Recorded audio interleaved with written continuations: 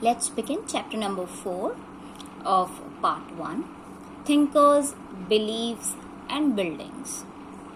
हम सबसे पहले जैसा हम करते हैं, हम सबसे पहले चैप्टर का नाम समझेंगे. थिंकर्स मतलब वो लोग जो अपनी थिंकिंग्स बताते हैं, जो अपने रिव्यूज़ बताते हैं, अपने व्यूज़ बताते हैं. बिलीव्स वो होता है कि किसी ने कुछ कहा है तो बाकी के लोग उस पर विश्वास कर लेते हैं, तो बिलीव्स इज विश्वास. एंड बिल्डिंग्स तो जो स्कल्पचर्स या जो बिल्डिंग्स की मदद से हमारे हिस्टोरियंस को जो चीज़ें पता चली हैं वो बिल्डिंग्स में आती हैं. तो ऐसा नहीं था, अभी जैसे हमने प्रीवियस चैप्टर्स में पढ़ा कि सिर्फ स्टोरीज नहीं थी, सिर्फ सील नहीं थी, सिर्फ पॉट्स नहीं थे जो हमको मिले हैं, हमारे हिस्टोरियंस को मिले हैं जिनके बेसिस पे उन्होंने हिस्ट्री को रिकंस्ट्रक्ट किया है. कई ऐसी बिल्डिंग्स भी हैं जो हमारी इंडियन हिस्ट्री को डिपिक्ट करती हैं और इसमें एक बहुत बड़ा नाम है सांची स्तूप का. सांची एक जगह है, भोपाल से कुछ किलोमीटर्स अराउंड 20 किलोमीटर्स दूर है. अगर आप भोपाल की तरफ जाते हैं तो भोपाल जाते वक्त अगर सांची स्टेशन पड़ता है, वहाँ से अगर आप रुकें तो वहाँ से आपको वो स्तूप नज़र आता है और बहुत ही अमेजिंग आर्किटेक्चर है उसका और बुद्धिस्ट आर्किटेक्चर को वो रिप्रेजेंट करता है, बुद्धिज्म को वो शो करता है.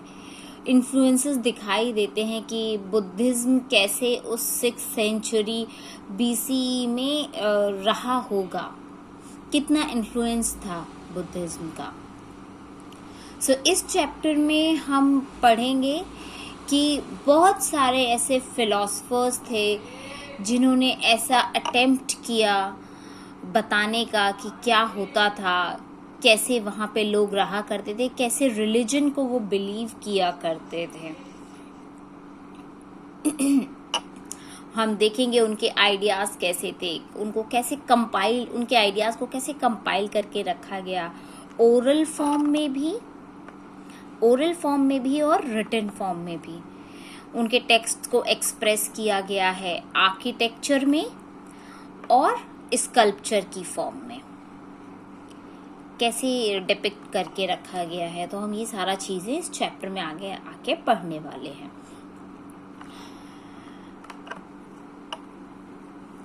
अब अगर हम देखें कि इन थिंकर्स का जो बिलीव्स ये लाते थे, वो इन थिंकर्स ने अगर बोल दिया कि बुद्धिज्म बिलीव करना चाहिए, बुद्धिज्म में ये सिखाते हैं वो सिखाते हैं, तो लोग कैसे उसको एक्सेप्ट करते थे, नहीं करते थे, लोगों का बिलीफ कैसा रहता था उनके ऊपर. अब इस चैप्टर में हम बेसिकली फोकस करने वाले हैं बुद्धिज्म के ऊपर.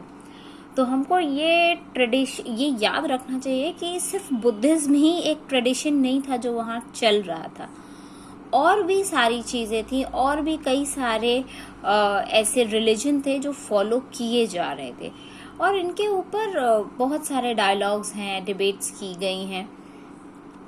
जो सोर्सेज हैं जिसे हिस्टोरियंस ने रिकंस्ट्रक्ट किया है अपने आइडियाज़ को, बिलीव्स को, उसमें बुद्धिस्ट आता है, जैनिज्म आता है, ब्राह्मणिकल टेक्स्ट आते हैं और जो बड़े बड़े मॉन्यूमेंट्स हमको मिलते हैं वो आते हैं जिनके ऊपर इंस्क्रिप्शंस लिखी गई हैं.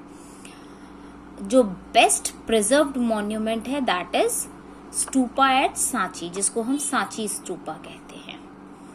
ये अभी तक का बेस्ट प्रिजर्व्ड मॉन्यूमेंट है और इसी में ज़्यादा फोकस किया गया है.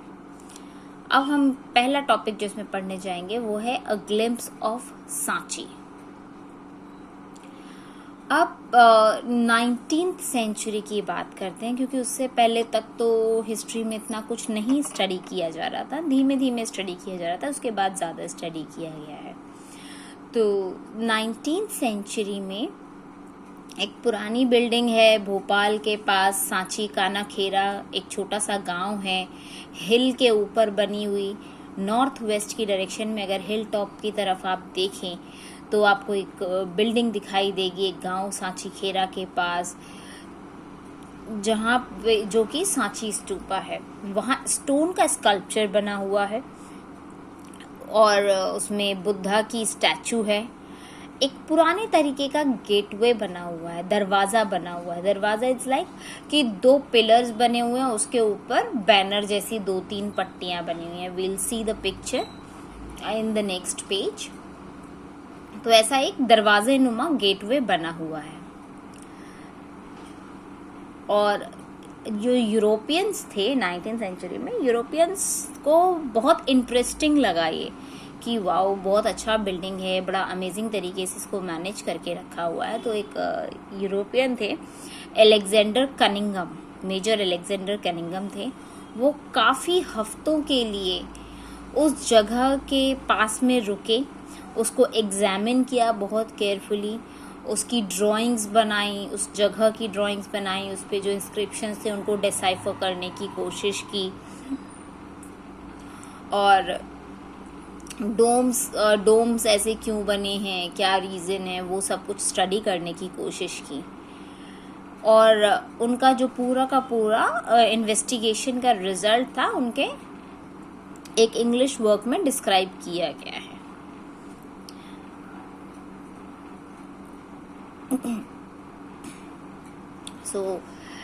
ये जो सेक्शन लिया गया है ये है शाहजहां बेगम, ये नवाब थे भोपाल के। You can have a look on the picture as well.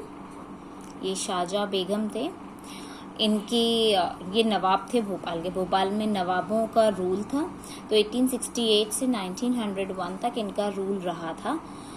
इनकी जो किताब थी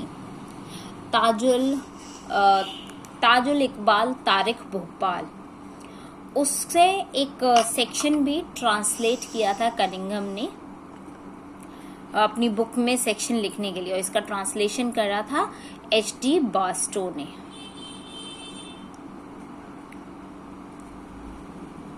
अब 19th सेंचुरी में जब यूरोपियंस का ध्यान इस तरफ गया तो वो सांची स्तूपा में बहुत ज़्यादा इंटरेस्टेड दिखाई दिए।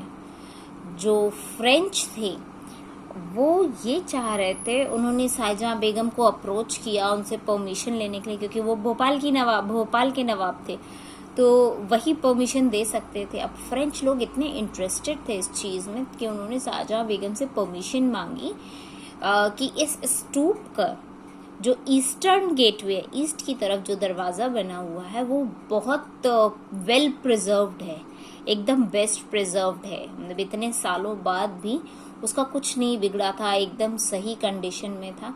तो उन्होंने शाहजहां बेगम से वो मांगा, परमिशन मांगा कि हम इस गेटवे को उखाड़ कर ले जाना चाहते हैं और हम फ्रांस के म्यूजियम में डिस्प्ले के लिए रखना चाहते हैं। और कुछ इंग्लिशमैन थे, वो भी सेम चीज़ करना चाह रहे थे कि वो अपना ले जाना चाह रहे थे इंग्लैंड में कि हम म्यूजियम में रखेंगे। लेकिन शाहजहां बेगम के प्रेजेंस ऑफ माइंड की वजह से उन्होंने दोनों को ही मना कर दिया, ना फ्रेंच ले जा पाए और ना इंग्लिश ले जा पाए। और उन्होंने कहा कि अगर आप ले जाना चाहते हैं तो आप प्लास्टर कास्ट कॉपीज ले जाइए, मतलब प्लास्टर ऑफ पेरिस का इसका कॉपी बनवा देते हैं और आप वो ले जाइए और ओरिजिनल को यहीं रहने दीजिए भोपाल स्टेट में। इस तरीके से उनका ईस्टर्न गेट जो है सांची स्तूप का वो बच गया। जो रूलर थे भोपाल के शाहजहां बेगम और रूलर थी शाहजहां बेगम, और उनके जो सक्सेसर रहे सुल्तान जहान बेगम, उन्होंने मनी दिया कि ये एंशिएंट साइट है, इसको प्रिजर्व करके रखो। और कोई अचरज की बात नहीं है कि जॉन मार्शल जो थे उन्होंने डेडिकेटेडली बहुत सारा काम किया सांची स्तूप के ऊपर सुल्तान जहान के अंडर में, और काफ़ी कुछ इन्फॉर्मेशंस निकाली। सुल्तान जहान ने बहुत सारा फंडिंग भी दिया म्यूज़ियम के लिए और एक गेस्ट हाउस भी बनवा दिया जहाँ पे जॉन मार्शल आकर रुके और उन्होंने काफ़ी सारे वॉल्यूम्स लिखे। और उन्होंने उन्होंने वॉल्यूम्स लिख दिए थे उनके पब्लिकेशन के लिए भी काफ़ी सारा पैसा दिया, जिससे कि ये चीज़ें सब लोग पढ़ें और उनको भी पता चले कि हाँ सांची स्तूप जैसा कोई एक मॉन्यूमेंट है। और इस तरीके से ये जो पूरा कॉम्प्लेक्स था वो सरवाइव कर गया। और ये रीज़न क्या रहा? वाइज डिसीजंस और गुड लक रहा कि ये रेलवे कॉन्ट्रैक्टर्स की आइज़ में नहीं आया, बिल्डर्स की नज़र नहीं पड़ी उस टाइम इसके ऊपर, या कुछ लोग जो इसको ले जाना चाह रहे थे यूरोप म्यूज़ियम के लिए, उनसे इसको बचा लिया गया, वरना इस मॉन्यूमेंट के बचने के चांसेस नहीं रह पाते। ये एक बहुत इम्पॉर्टेंट बुद्धिस्ट सेंटर है जिसकी डिस्कवरी सांची में हुई, और इससे हमें बुद्धिज्म के बारे में काफ़ी कुछ पता चलता है। और आज की डेट में it stands testimony to successful restoration and preservation of a key archaeological site by Archaeological Survey of India। आज की डेट में इसको बहुत अच्छे से रिस्टोर किया गया है, प्रिजर्व किया गया है बाय आर्कियोलॉजिकल ASI के द्वारा, आर्कियोलॉजिकल सर्वे ऑफ इंडिया के through. So the gateway about which we are talking about is this one. ये जो सेक्शन है, दिस इज द दरवाज़ा, द गेटवे।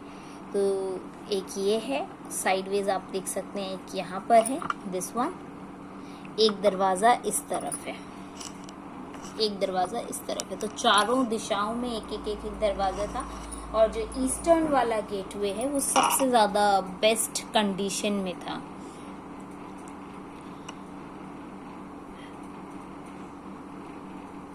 और ये एक पहाड़ के ऊपर बना हुआ है। जब आप वहाँ से दिल्ली से भोपाल की तरफ अगर जाओ तो आपको देखने को ऐसा लगता है जैसे एक हिल के ऊपर एक क्राउन सा पहना रखा हो। तो बहुत सुंदर दिखाई देता है। और अगर आप जब हिल के ऊपर चढ़कर जाते हो तो ये कॉम्प्लेक्स स्ट्रक्चर आपको देखने को मिलेगा, जिसमें टेम्पल है और जो कि अराउंड 5th सेंचुरी में बनाया गया है। So this is stupa of Sanchi.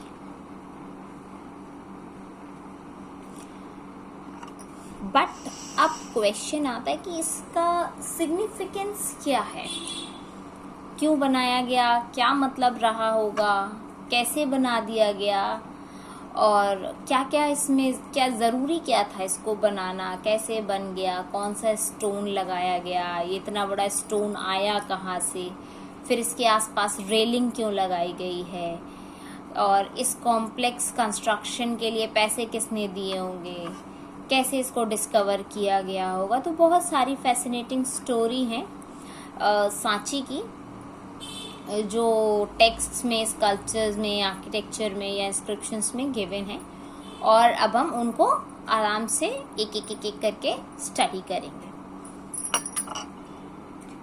Next is the background, sacrifices and debates. तो सबसे पहले हम पढ़ेंगे कि इसका बैकग्राउंड स्टार्ट कैसे हुआ, कैसे इसकी नींव रखी गई। तो मिड 1st मिलेनियम में, जिसको कि हम अपने वर्ल्ड की हिस्ट्री का टर्निंग पॉइंट भी कहते हैं, ऐसा देखने में आया कि जो थिंकर्स थे, जैसे कि ज़राथुस्त्रा ईरान के, कॉन्गजी चाइना के, सोक्रेट्स, प्लेटो, एरिस्टोटल ये लोग ग्रीस के, और महावीर और गौतम बुद्धा, और भी कई सारे थे जो इंडिया के थे। तो ऐसे कई सारे थिंकर्स आने लग गए थे जो अपने व्यूज़ देते थे, रिव्यूज़ देते थे, और वो मिस्ट्रीज़ को समझने की कोशिश करते थे कि ये आजकल की मिस्ट्रीज़ कैसी हैं, कैसे ह्यूमन बीइंग्स को आपस में रहना चाहिए, कैसे भगवान से, कॉस्मिक ऑर्डर का कनेक्शन रहता है। तो ये जो थिंकर्स थे ये कनेक्शन बताने की कोशिश करते थे अपने प्रवचन में, अपने स्पीचेस में, वो ये बताने की कोशिश करते थे। और यही वो समय था जब नई किंगडम्स बन रही थी, नई सिटीज़ डेवलप हो रही थी, सोशल और इकोनॉमिक लाइफ भी बदल रही थी अलग अलग तरीके से। जैसे अभी हमने पढ़ा कि गंगा वैली में कैसे कैसे चेंजेस आ गए थे, चैप्टर 2 और चैप्टर 3 में हमने पढ़ा। और इन थिंकर्स ने अटेम्प्ट किया कि डेवलपमेंट हम भी करते हैं कि, और ये डेवलपमेंट कैसे हो रहा है उसको समझने की कोशिश की इन थिंकर्स ने। So the next topic comes is the sacrificial tradition, कि कैसे सेक्रीफाइस किया जाता था। तो जैसा हम जानते हैं कि ऋग्वेदा एक पुराना वेद है, टेक्स्ट है जो हमारे पास लिखा हुआ है, जो कि 1500 सेंचुरी से 10,000 BC के बीच में लिखा गया, कंपाइल किया गया। इसमें कई सारे वर्सेस हैं, मंत्र लिखे हुए हैं। और इस ऋग्वेद के अंदर कई सारे ऐसे मंत्र हैं जिनको ओरली गाया जाता था और गा गा कर अपने बच्चों को सुना दिया जाता था, सिखा दिया जाता था। इसमें मोस्टली होता था कि भगवान को या डिटीज को ऑफरिंग्स दी जाती थी, उनसे प्रेयर किया जाता था कि आप हमारा वेल बीइंग रखिए, हमको ठीक से रखिए, हमारा भला कीजिए। तो स्पेशली इसमें अग्नि, इंद्र, सोमदेव, इनके लिए कई सारे मंत्र हैं। तो जैसा कि आप अभी देख सकते हो लेफ्ट साइड पे, अ प्रेयर टू अग्नि।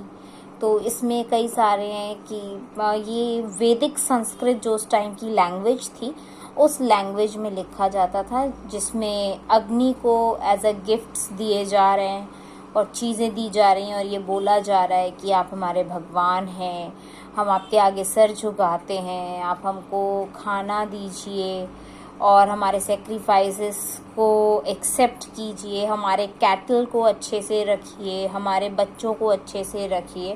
तो इस तरीके के वर्सेस कई सारे देखने को मिलते हैं जिसमें अग्निदेव से रिक्वेस्ट की जा रही है। तो अग्निदेव, इंद्रदेव, सोमदेव, ऐसे उनके लिए कई सारे मंत्र ऋग्वेद में लिखे हुए हैं। अब जब सेक्रीफाइसेस का टाइम आता था तो इन मंत्रों को बोला जाता था और प्रे किया जाता था अपने बच्चों की, अपने कैटल, अपनी हेल्थ की, लॉन्ग लाइफ के लिए।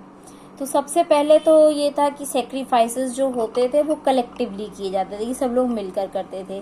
फिर 1000 BC से 500 BC तक क्या हुआ कि जो घर के हेड्स होते थे या हाउस होल्ड हेड होते थे, वो पूरे डोमेस्टिक यूनिट के लिए मंत्र जाप वगैरह करते थे, सेक्रीफाइसेस करते थे। और इनका बहुत बड़ा सेक्रीफाइसेस का एलैबोरेट रूप देखने को मिलता है, जैसे जब राजा महाराजा लोग राजसूय यज्ञ करवाते थे या अश्वमेध यज्ञ करवाते थे, तो तब देखने को मिलता था। तो राजसूय यज्ञ जिसमें पूरा कॉन्कर करने की कोशिश करते हैं कि यज्ञ के बाद वो आसपास की किंगडम्स में अटैक करना शुरू करते हैं, तो वो राजसूय यज्ञ। या अश्वमेध यज्ञ, वो उसमें एक घोड़ा छोड़ देते थे जिससे कि जो भी उस घोड़े को पकड़ेगा तो ये मान लिए वो घोड़ा जहाँ जहाँ से दौड़ दौड़ कर जाएगा, अगर उसको उस किंगडम में किसी ने पकड़ लिया तो फिर उस किंगडम को फाइट करना पड़ेगा, और अगर फाइट नहीं किया और वो ऐसे ही निकल गया तो ये मान लिया जाता था कि उसने आपकी ओनरशिप को एक्सेप्ट कर लिया है। तो इस तरीके से अश्वमेध यज्ञ होते थे। जब ऐसे यज्ञ होने होते थे, कुछ होना होता था, तो किंग्स डिपेंडेंट हो जाते थे ब्राह्मण के ऊपर कि वो ऐसे यज्ञ वगैरह कंडक्ट करवाएं। अभी बैकग्राउंड में सेक्रीफाइसेस एंड डिबेट्स में अभी हमने सबसे पहला पढ़ा कि सेक्रीफाइशियल ट्रेडिशन क्या था।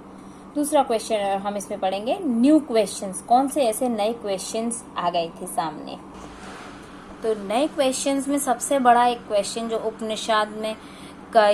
उपनिषद में देखने को मिलता है वो ये कि लोगों के मन में बहुत सारे नए नए क्वेश्चंस आने लग गए थे, और वो क्वेश्चंस होते थे कि हमारे मर जाने के बाद क्या होता है, लाइफ क्या है, डेथ के बाद कौन सी लाइफ, कैसी लाइफ होती है, कैसे उसको ठीक कर सकते हैं, या रीबर्थ कैसे होता होगा, मतलब एक आदमी मर जाता है तो पुनर्जन्म कैसे होता होगा और ये जो रीबर्थ के बाद जो नया जीवन मिलता है वो क्या हमारे पुराने कर्मों के अकॉर्डिंग मिलता है। तो ऐसे इश्यूज पे बहुत ज़्यादा डिबेट्स चलती रहती थी। और जो थिंकर्स थे, जो ऐसे प्रवचन देते थे, जैसे महावीर या बुद्ध, ये ऐसे देते थे प्रवचन, सो वो इन चीज़ों को अंडरस्टैंड करते थे। फिर नेचर के हिसाब से जो हमारा आसपास हमारा एनवायरनमेंट है, नेचर है, उसके हिसाब से वो अल्टीमेट रियलिटी को एक्सप्लेन किया करते थे। और जो दूसरे थे, जैसे कि वैदिक ट्रेडिशन, वो पूछा करते थे, उनका क्वेश्चन होता था कि क्या एक सिंगल अल्टीमेट रियलिटी है या हर किसी के लिए रियलिटी बदल जाती है। तो अलग अलग तरीके का सेक्रीफाइशियल ट्रेडिशन चालू हो गया था कि लोग सोचते थे कि अब हमें अपना अगला जन्म सुधारना है तो हमें कैसे रहना पड़ेगा, हमको इतना पूजा पाठ दान दक्षिणा करना पड़ेगा। So like that. तीसरा आता है डिबेट्स और डिस्कशंस। अब किस चीज़ों पे लेकर डिबेट्स होती थी या डिस्कशंस किए जाते थे। तो इसमें क्या होता था कि डिबेट्स और डिस्कशन, तो जो ये जो प्रीचर्स होते थे या टीचर्स होते थे, वो एक जगह से दूसरी जगह ट्रैवल करके जाते थे। इन डिफरेंट सेक्शंस में डिफरेंट स्कूल्स ऑफ थॉट्स हुआ करते थे। तो अब जैसे एक आदमी ट्रैवल करता हुआ आया, वो अपना प्रचार कर रहा है, प्रसार कर रहा है, वो दूसरे एरिया में पहुंचा जहाँ पर कुछ और चीज़ों का बिलीफ है। तो जब एक जगह से वो चल कर आया, दूसरी जगह पहुंचा, तो वहाँ पे कुछ और नया बिलीफ था, तो वो वहाँ जाकर रुकेगा। और कहाँ पर रुकेगा? लेमन पीपल के बीच में रुकेगा। ले पर्सन्स जो हैं, ले पर्सन्स यानी कॉमन पर्सन्स के बीच में जाके रुकेगा। और फिर वहाँ पे लोगों को वो कन्विंस करने की कोशिश करता था। Trying to convince. Teachers travel करते थे प्लेस टू प्लेस, लोगों को कन्विंस करने की कोशिश करते थे, और स्पेशली कॉमन पर्सन को कन्विंस करने की कोशिश करते थे कि जो हमारी फिलॉसफी है वो बेस्ट है, आप उसको बिलीव कीजिए, पूरी दुनिया में हमारी फिलॉसफी चलनी चाहिए। तो वो इस तरीके से अपनी चीज़ों को अपने जो प्रवचन थे उनको कन्विंस करने की कोशिश किया करते थे। और इसको कन्विंस करने के लिए स्पेशल डिबेट्स के लिए, तो ऑब्वियस ही बात है, जब आप अपना चीज़ें बताओगे, अपनी चीज़ें बोलोगे, तो उस जगह में जो बिलीफ चल रहा है, वहाँ के जो बिलीवर्स या थिंकर्स होंगे, वो आपको डिबेट के लिए बोलेंगे कि नहीं, how can you say that कि आपका वाला सही है, ये तो मेरा वाला सही है। तो क्या होता था, दोनों लोगों के बीच में डिबेट्स हुआ करती थी। तो ये जो डिबेट्स होती थी, ये कहाँ होती थी? इनके लिए एक स्पेशल जगह